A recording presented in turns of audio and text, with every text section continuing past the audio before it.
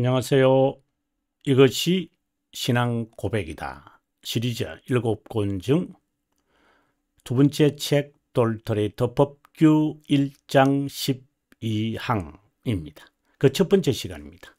1장의 주제가 하나님의 선택과 유기이고 12항의 소주제는 선택에 대한 확신에 관한 겁니다. 여러분 가지고 있는 책 206페이지 펴셔서 저와 함께 심도 있게 공부해 보도록 하겠습니다. 예, 여러분 206페이지에 왔습니다. 12항 선택에 대한 확신. 이 확신이라고 하는 이것은 대체적으로 우리가 두 가지 단어로 이제 쓰게 됩니다. 하나는 assurance라고 하는 이 단어고 또 하나는 보통 confidence라고 합니다. 확신이라는 이 단어에 대한 이야기입니다. 만약에 구원에 확신이 있습니까? 라고 물어봤을 때에 어느 면을 말하는 것인지 1번인가요? 2번인가요? 확신이라고 할 때 1번은 어디서부터 나오느냐면은 확실성에서 나옵니다. certainty라고 그러죠. 이것은 어디서 나오는 겁니까? 예, assurance에서 이제 진실성에서 나옵니다. 이 진실성에서 나온다 이 말은 경험을 말하는 겁니다. 또는 faithfulness 이렇게 할 수도 있습니다. 그래서 신실함, 경험. 그래서 이건 조금 어떻게 본다면은 감정적인 면이 조금 있다 이렇게 말해도 emotional하다. 그래서 좀 괜찮습니다. 그렇다면 구원에 확신이 있습니까? 라고 할 때 이는 좀 경험적이고 감성적인 면을 말하는 것인지 아니면은 확실성에서 나오는 것인지 여기서 말하는 확실이라고 하는 것은 하나님 측면에서 주어진 겁니다. 인간이 무슨 certainty라고 하는 말을 사용하겠어요. 인간의 측면에서 이제 이 두 가지가 주어지는 것입니다. 그래서 선택에 대한 확신이다라고 하는 것은 인간의 측면에서 갖는 거죠. 그래서 우리가 6항부터 시작을 해서 11항까지 하나님의 결정부터 시작을 해서 11항까지 왔는데요. 자, 우리가 그 목차 여러분 4페이지에 목차를 가서 한번 이 지금까지 왔던 거 한번 보고 갔으면 좋겠다 생각을 해봅니다. 여러분 책 4페이지입니다. 여러분 저는 이미 왔습니다만은 4페이지에 오시면은 쭉 설명이 되어 있다가 제가 지금 여러분에게 말씀드리고 싶은 것은 바로 이 주제입니다. 6항입니다. 하나님의 결정, 선택, 선택의 단일한 결정, 다 선택에 관한 겁니다. 그죠? 하나님의 측면이라는 말씀이죠. 무관한 선택, 그 기원은 기쁨, 불변한 선택, 다 선택에 관한 이야기입니다. 그런데 5페이지에 가서 12항에 오면 여러분 12항의 선택에 대한 확신이 좀 성격이 조금 달라집니다. 확신, 가르침. 그러면 이거는 뭐죠? 인간 측면입니다. 금세 여러분께서 알아차렸을 겁니다. 그 다음부터는 유기에 관한 이야기입니다. 그리고 18항에 가서 선택과 유기에 대한 오류에 대한 반박하고 이제 1장의 내용을 마무리하게 됩니다. 그럼 어느 정도 우리가 위치해 있는 것은 인간 측면에서의 선택에 대해 갖는 assurance, 확신이구나를 우리가 알 수 있을 겁니다. 자, 그러면 다시 본문으로 돌아오겠습니다. 261페이지입니다. 자, 제가 한번 읽어보겠습니다. 선택된 자는 정한 시간에 다양한 정도와 좀 주의 깊게 보셔야 합니다. 다른 말로 말하면 믿음의 분량에 따라 다른 분량으로 자신의 영원 불변한 자신에 대한 영원 불변한 선택에 확신을 얻는다. 이것은 하나님의 비밀적이고 심오한 것에 대한 호기심, 감성이 아니다. 꼬치꼬치 캐물어 쏟아지는 것이 아니라 영적인 즐거움과 기쁨, joy, pleasure, 이거죠. 거룩한 기쁨과 영적인 즐거움에 로 하나님의 말씀에 지적된 선택의 무료한 결실, 무료한 결실은 네 가지로 이제 바로 이어서 소개되어집니다. 한번 봅니다. 먼저 첫 번째는 믿음이라고 이야기를 합니다. 두 번째는요, 경외. 세 번째는요, 슬픔. 네 번째는 의에 대하여 목말라 하는 것. 이것은 거룩한 삶과 관련되어 있겠죠. 경외심, 거룩과 관련되어 있겠죠. 뭐 굳이 이야기하라면 이렇게 말할 수 있다. 이렇게 제가 간략하게 이야기하는 겁니다. 이것은 회개와 관련이 있겠죠. 그 다음에 이거는요, 의와 관련이 있죠. 이렇게 거룩, 회개, 삶과 의, 이렇게 우리가 본다면 이런 것이 선택에 대한 결실을 통해 이런 것을 통해서 우리가 확신을 갖는 것이구나. 근데 실제로 이러한 요소들은 참 중요합니다, 여러분. 개념 파악을 제가 여러분과 함께 하면서 늘 제가 말씀드리는 것은 이 터미널러지를 분명하게 해야 된다. 터미널러지가 정확하게 안 되면 이 단어의 개념, 용어 정리라 그러죠.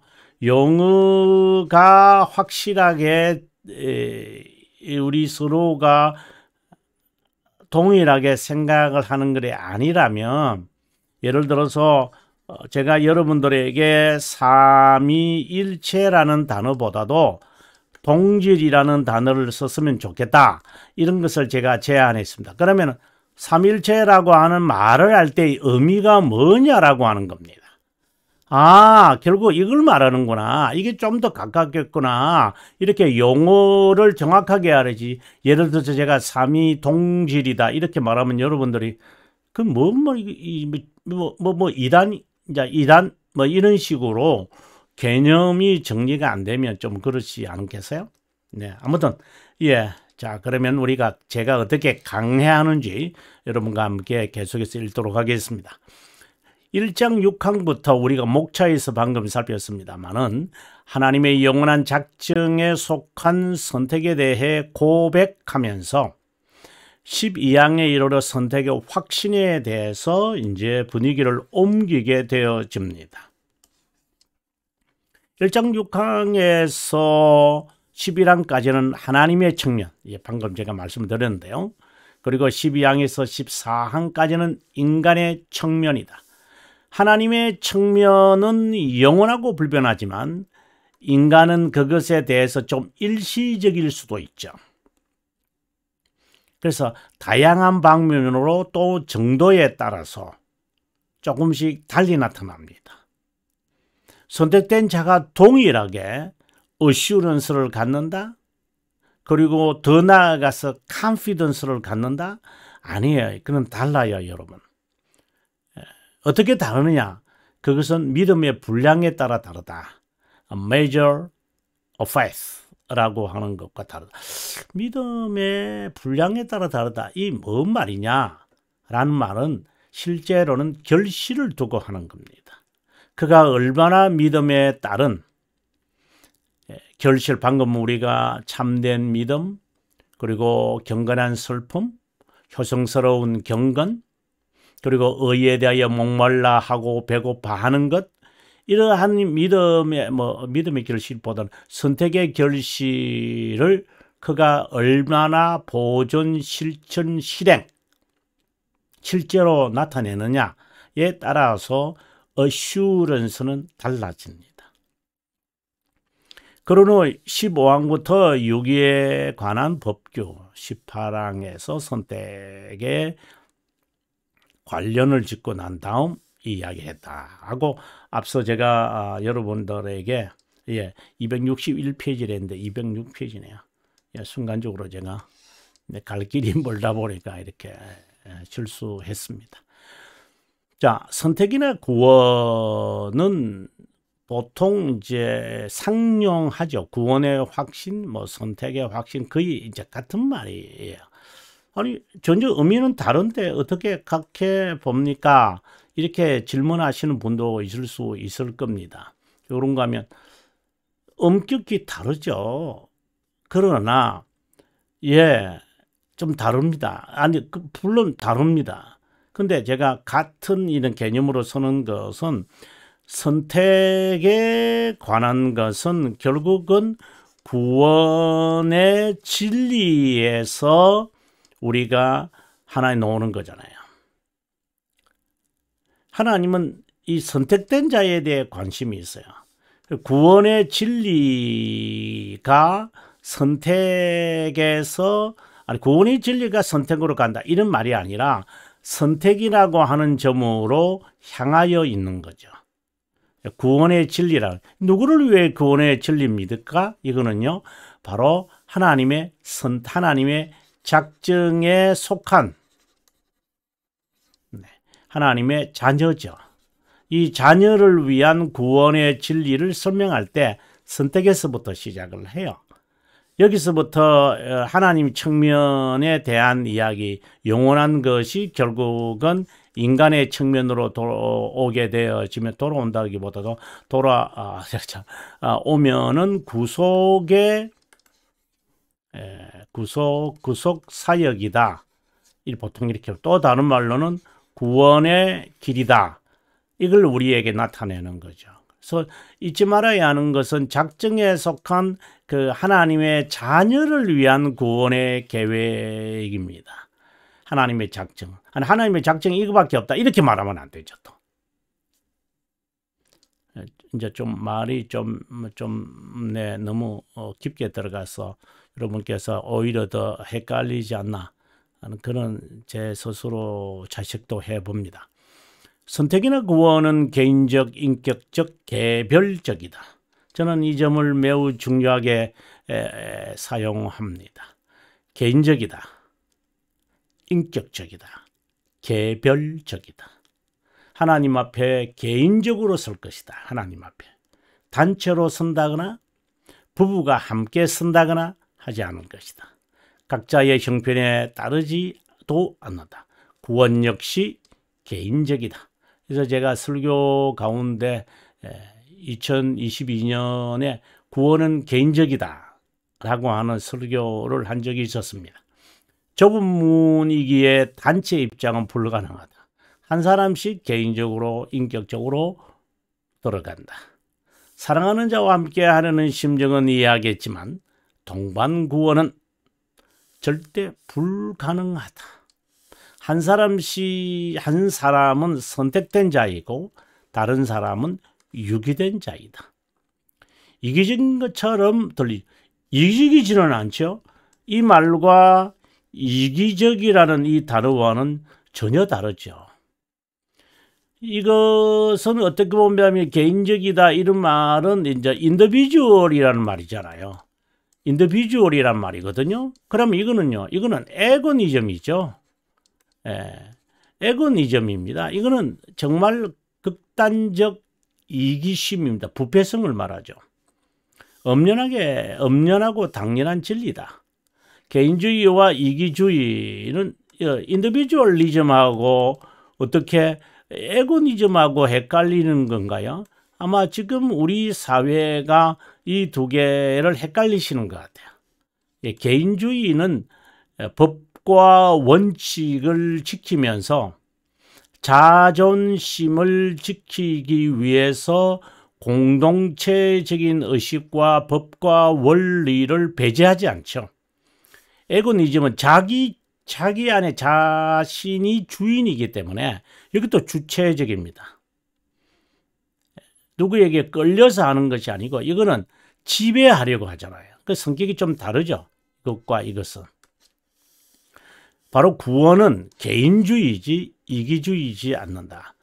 제가 서양의 미국에서 살면서 저는 이 두 가지의 차이를 많이 실감을 했습니다. 이거는 책임과 의무가 따라오는 거고, 어떻게 보면은 여기는 자유라고 하는 개념이고, 여기는 자발자유 이렇게 말할 수 있지만, 여기는 방종, 방탕 이런 개념을 포함하고 있다고 봅니다.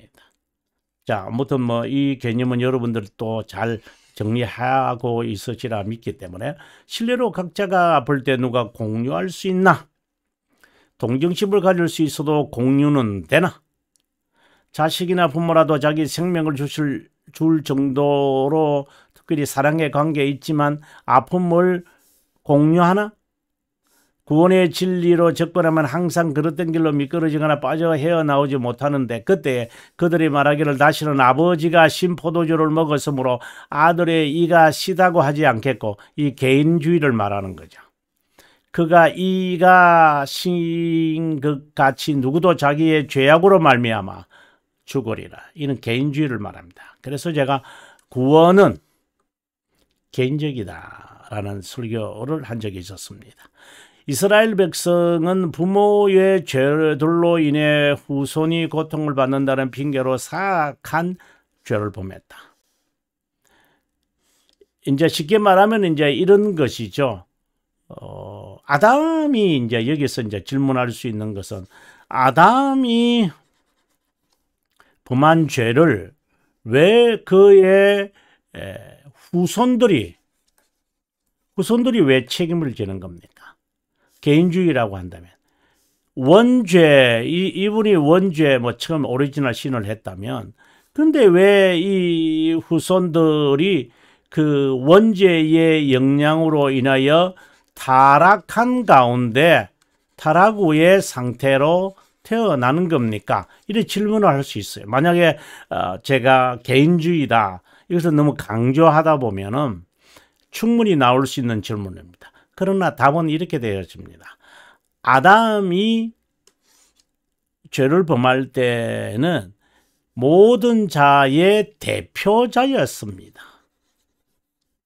공인이었습니다. 그것으로 이제 모든 인류가 하나님을 불순종한다. 하나님을 거역할 것이다. 이런 쪽으로 우리는 회전합니다. 이러한 대표자로서 공인으로서 행한 것입니다. 이것은 영향을 끼친다라고 한다는 말은 이 개인의 책임이라면 안 되죠. 그분이 개인이 아니라 대표자며 공인으로서 행했기 때문입니다. 충분히 아마 이해하시리라고 봅니다. 그 다음에 내용으로 들어가 보도록 하죠. 우리는 최후의 심판날 심판장 앞에서 개인적으로 소환된다. 제가 아주 중요하게 하는 이야기입니다. 최후의 심판이 37항인데요. 그럼 구원은 어떨까? 죄들의 용서나 칭의, 양자됨, 거룩함 다 어떤 것들입니까요? 보통 우리가 구원의 서정이라고 하는 이러한 용어들은 어떨까요? 하나님께서 행위 언약을 아담에게 주셨을 때 인격적 또는 개인적 순종을 조건으로 삼아 생명의 언약을 맺었다. 후손에게 개인적으로 율법을 주셨다. 더욱이 하나님은 도덕법을 통해 개인적으로 하나님의 뜻에 일치하고 순종하라고 한다. 하나님은 우리를 인격적으로, 개별적으로, 개인적으로 대면한다. 신학상 이것을 위격, 인격이라고 말한다. 하나님은 인격이시다. 인격의 하나님. 이 말은 존재를 말하는 거잖아요. 본체를 이야기하잖아요. 존재. 그러면 그분은 존재의 하나님이기 때문에 인간의 인격을 보고 판단하십니다. 그러면 행위로 의의를 획득하거나 구원을 받는다라고 하는 말을 조심해서 써야 되죠. 인격의 하나님은 우리가 보통 말하는 지정의 아닙니다. 존재라는 말입니다. 이 말은 제가 여러 차례 제가 강의하면서 여러분들에게 강조하고 있는데요. 하나님은 영원에서 우리를 인격적으로 판단하여 선택한다. 아니, 이 말을 이해한다면 하나님이 왜 나를 택하셨을까? 우리가 이 세상에 살면서 지금 내가 이 나이가 되면서 제 자신에게 적용을 시켜봅니다. 여러분, 나라는 이 존재, 참 이 존재 모르겠습니다. 제가 방송하는 이것은 저의 행위잖아요. 행위는 나라는 존재를 하나의 증명하는 것에 불과하지 증거가 내 존재를 표상일 뿐이죠. 나에게 드러난 것이죠. 업적, 치적, 실적, 필적, 성적, 이것은 나의 존재가 아니죠. 내 존재 하나의 드러남에 불과한 것이죠. 그것을 존재라고 말하면 안 되죠. 근데 우리는 드러난 이 존재, 실존을 말하겠죠. 드러난 이 존재가 바로 나의 본체인 존재라고 말한다. 어느 정도 일리는 있지만 실제로는 그렇지는 않아요. 내가 예를 들어 성적이 좋다. A 플러스를 받았다. 내가 정말 공부 잘하네?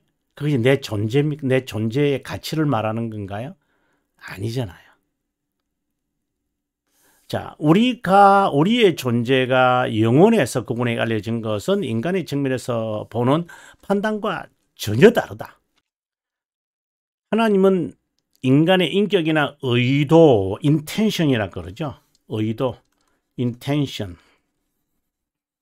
의향을 보고 판단한다.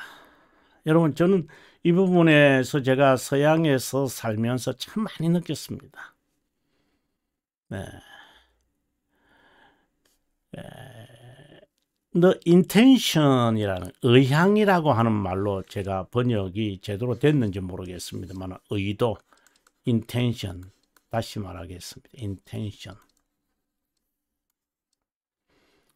이게 의도적으로 하는 것이냐? 너 사실이냐? Are you gonna to cheat me? 이런 거죠. Are you gonna? 라고 하는 이제 말로 표현됩니다. 그분의 판단은 가장 지혜롭고 그분의 사역에 관해서는 인간적이고 세속적 상상력을 뒤엎어야 된다. 하나님이 우리를 선택하신 것을 가리켜서 유일한 근거가 1장 10항 동그라미 1에서 선한 기쁨이다. 이렇게 이제 설명을 우리가 고백을 하죠. 법규가. 여기서의 뜻이 이거라고 그랬잖아요. 그분의 선택은 이기적으로 판단하는 것과 너무나도 다르다. 인격적이다. 인격적으로 이렇게 하면은 말이 맞는 거죠. 이것은 선한 기쁨과 그분의 자비함이 전제하고 그분의 호의도 하나님 왜 나에게 이렇게 저렇게 하시는 걸까요? 인격에 따라서 하시는 겁니다. 내 마음에 그 살인에 대한 인텐션이 있는데 그래서 하나님께서 나에게 응답하시지 않는구나. 너는 그렇게 생각하면 안 됩니다. 저 사람은 나쁜 의도를 가졌기에 하나님께서 그의 기도를 들으시지 않고 질병을 주시고 그렇게 생각을 했다면 욥의 세 친구 가운데 엘리바스의 오류에 빠지는 겁니다. 그러면 어떻게 생각해야 돼요? 첫째로 인간적 판단을 벌써 포기해야 되겠다. 판단하지 말아야 된다. 그 다음에 두 번째, 하나님이 어떤 의도를 가지고 현재이신 그분이 어떤 의도를 가지고 주께서 하셨겠지. 그래서 그의 의도를 주께서 어떤 방법으로 인도하시겠지. 그 이상은 판단하면 안 돼요. 육이니 선택이니 복받느니 아니요. 사탄도 똑같이 할 수 있어요. 복을 줄 수도 있고 권세도 높일 수도 있고 낮게 할 수도 있어요. 당연히 하나님도 하시죠. 그것을 가지고 그의 인격을 판단하시는 하나님의 판단이라고 말한다는 것은 정말 신성모독입니다. 그래서 너가 헤아리는 그 헤아림으로 너도 헤아림을 받을 것이다. 헤아리지 마라. 판단하지 마라. 참 어렵다. 진짜 여러분. 다 제에게 하는 말 같아. 그분의 말씀에 따라 순종하지 않는데 그분의 의도를 안다는 것은 뭐 알 수 없다라고 하는 말을 제가 하고 싶은 거죠. 하나님은 영원에서 정한 시간에 자신의 자녀를 세상에서 제가 정말 중요하게 이제 본문으로 바로 직접 들어갔는데요. 말하고 있죠. 여러분 잊지 마시기 바랍니다. 타락 후에는 타락 후의 상태에서는 유기된 자와 선택된 자가 온 윤리에 다 포함되어 있습니다. 이제는 이것을 중생된 상태로 하나님이 돌리시겠죠? 바꾸시겠죠? 누구를요? 이 사람을 빼내는 겁니다. 이걸 보통 우리가 구원의 진리라 그러고 진리입니다. 글자가. 그리고 이 방법을 구속이라고 한다. 선택된 자를 빼내는 작업입니다. 유기된 자를 선택된 자로 만든다고 한다면 아르미니우스파고, 그럼 우리 이렇게 말해야죠. 일단 뭐 사람들 교회로 일단 불러놓고 뭐 하나님께서 이 사람들을 이렇게 불러놓고 이 가운데서 선택과 유기를 하시겠지. 아르미니우스파의 자세입니다. 여러분 교회는 선택된 자를 위한 겁니다. 기본적인 겁니다. 선택된 자를 양육하는 겁니다. 물론 중생되지 못한 자가 들어오거나 중생된 척하는 자가 들어오거나 중생의 경험이 없는 자가 들어올 수도 있어요. 하지만 양육이라고 하는 것을 가지고, 다른 말로 말하면 기강이죠. 기강을 가지고 이들을 우리가 훈련시키고 훈육시키고 훈계를 주는 겁니다. 이 관을 잊어버리면 안 돼요. 이게 지금 정한 시간에 자신의 자녀를 세상에서 교회로 부르신다라고 하는 것. 네. 에클레시아. 예. 에클레시아. 끄집어낸다는 거죠. 영과 말씀으로 부른다. 이것도 굉장히 깊은 의미가 있습니다만은 뭐 짧은 시간에 이 의미는 성령 하나님께서 정한 시간에 그리스도를 그에게 적용하여 어렵다 여긴다는 것이다. 다시 말하면 성령 하나님은 그리스도께서 이루신 구속 사역을 정한 때 선택된 자에게 적용한다. 때가 되면 성령 하나님은 복음에 따라 그리스도를 믿게 한다. 이것을 보통 효과적 부르심, 중생의 경험이라고 또는 회심이라고 부른다. Effectual calling 또는 experience of regeneration, 오 회심, conversion 이라고 부른다. 이 말은 좀 말씀을 드리고자 한다면 외적 부르심이 있다 그랬잖아요. 일단 교회로 부르세요. 어떤 의도로 교회 오는지 목적을 가지고 교회 올 수도 있어요. 그리고 이것에 있어 이렇게 효과적 중생의 경험. 이제 이렇게 되면 자연스럽게 우리가 이제 여기서 고백하는 거예요. 삶이 나아요, 이게. 정말 효과적 부르심이냐? 그러면 참된 믿음이 그에게 새겨졌다는 거잖아요. 주어졌다는 거잖아요. 이 믿음이란 아이템이 아닙니다. 그러면 삶이 나와요. 그렇지 않으면 참된 믿음이 아니거든요. 삶이 따라 나오지 않는데 믿음이 될 수 있어요. 그건 그 자체가 아니에요. 근데 여기서 또 우리가 유의해야 되는 게 삶이 안 나오니까 참된 믿음 안 받았다. 이렇게 판단해서는 안 돼요. 그래서 아무도 판단이 안 돼요. 지금 필요 조건을 말한 것이지 필수 조건을 말한 거지 제가 충분 조건으로 자꾸 거슬러 가면 그건 아르미니스주의자로 빠지게 되는 거예요. 중생된 자는 자신이 하나님의 자녀임을 성령 하나님에 의해 정한 시간에 확신하게 된다. 확신하게 된다.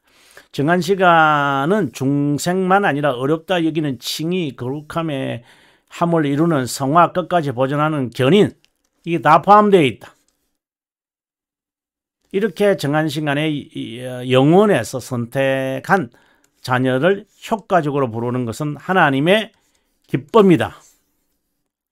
선택에 관한 그 10장 1항을 통해서 보면 이제 이 답이 아마 여러분께서 쉽게 알 수 있으리라고 봅니다. 그래서 마지막 우리가 10장 1항을 한번 보고 오늘 강의를 마무리했으면 좋겠습니다. 예, 가책자에 있는데요. 이것이 개혁신앙의 고백이다. 이렇게 소제목으로 나와 큰 제목입니다. 그게 우리가 신앙고백서죠. 10장입니다. 효과적 부르심, effectual calling이라고 하는데 한번 읽어보도록 하겠습니다. 하나님께서 생명에 이르도록 예정한 모든 자와 이것은 선택된 자를 말하겠죠. 그분이 정하시고 인정한 때, 정한 시간에 자신의 말씀과 영으로 이것은 앞에서 나온 12항 1항 12항과 내용이 비슷합니다. 선천적 죄와 죽음의 상태에서 은혜와 구원에 이르도록 그들만 아주 중요한 개념입니다. 그들만 하나님이 구원시킵니다. 여러분 이것은 잊어버리시면 안 됩니다. 자, 여기에서 여러분 조금 가려져 있습니다만은 영어로 보시면 여기 되어 있잖아요. Those only 그들만 효과적으로 부르시는 것은 그분의 기쁨입니다. 그들이 하나님 것을 이해하게끔 시킵니다. 이 조명한다 그러죠. 여기 보면 enlighten 그들의 마음을 계몽시킵니다. 그래서 하나님의 진리의 말씀을 여기서 보면은 savingly to understand the things of God 하나님의 것들을 영적으로 구원적으로 이해하게끔 합니다. To understand the things of God 하나님의 것들을 진리들을 이해하도록 한다라고 하는 겁니다. 그럼 다시 본문으로 돌아오겠습니다. 본문으로 돌아왔습니다, 여러분. 오늘은 여기까지 이제 하도록 하죠. 여기 페이지를 여러분 책에 있으시니까 한번 볼까요? 밑으로 가는 게 더 빠를까요? 209페이지네요. 그래서 다음 시간에 여러분 209페이지에서 여러분을 뵙겠습니다. 긴 시간 동안 시청해 주셔서 감사합니다. 저는 다음 시간에 인사드리겠습니다. 평안한 시간, 행복하시기 바랍니다.